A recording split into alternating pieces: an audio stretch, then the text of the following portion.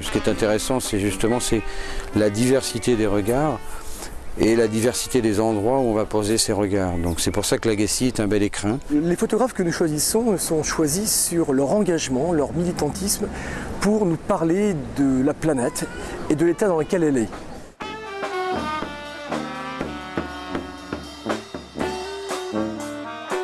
Le festival a changé de nom, c'est aujourd'hui le festival Peuple et Nature.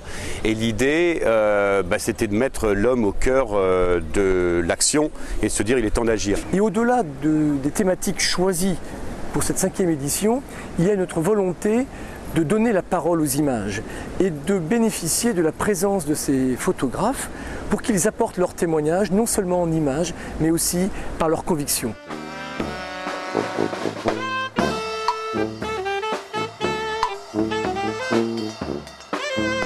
Je suis d'abord très ému parce qu'il y a des gens de très grande qualité qui exposent ici et il y a une convivialité qui est finalement assez rare. Vous savez, quand vous êtes derrière un appareil de photo, vous êtes un peu seul au monde.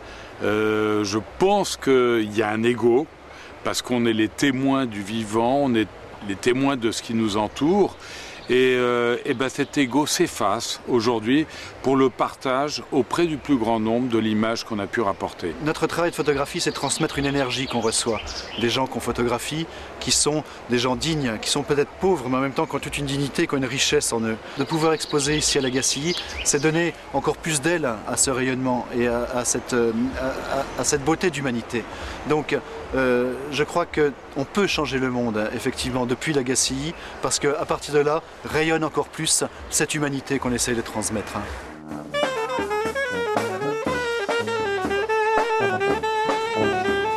Il y a une espèce d'osmose entre les photos et les lieux. Et puis aussi, évidemment, le fait que ce soit dehors et que ce soit accessible à tout le monde, quoi. Parce que le but d'une photo, c'est quand même de la montrer, c'est pas de l'enfermer. Ce sont les 4 grandes images que vous avez qui représentent un petit peu la Chine traditionnelle et intemporelle. En bas, c'est la Chine en mutation.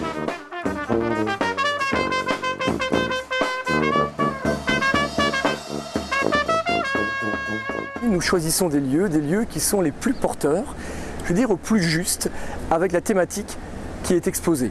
Pierre de Vallombreuse, par exemple, expose les peuples Badjaos, que sont les derniers peuples qui vivent sur l'eau. On ne pouvait pas ne pas exposer ces peuples sur l'eau. Il fallait absolument qu'on le fasse. Et je dois dire que retrouver mon travail sur les Badjaos, les nomades de la mer, sur l'Ève, c'est aussi une grande surprise et c'est un hommage pour ces gens-là. Les photographies dialoguent véritablement avec leur environnement. J'espère que mon travail apporte quelque chose dans cet endroit, mais ce qui est sûr également, c'est que cet endroit apporte quelque chose de très important à mon travail.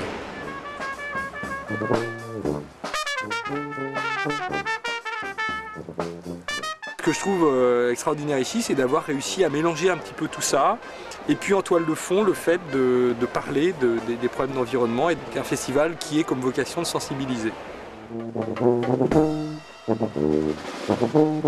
Et toutes les actions aussi qui sont montrées dans les différentes expositions, même les planteurs d'arbres, c'est aussi un message d'espoir de se dire qu'on peut planter 2 milliards d'arbres à travers la planète chaque année, c'est le programme de l'ONU, et que chaque individu sur cette terre peut contribuer aussi à planter un arbre. Ce qui nous motive aujourd'hui, c'est de dire voilà l'état de la planète, ne nous trompons pas, il est urgent d'agir. Il est tellement urgent que l'on compte sur vous et qu'il n'est pas trop tard pour agir.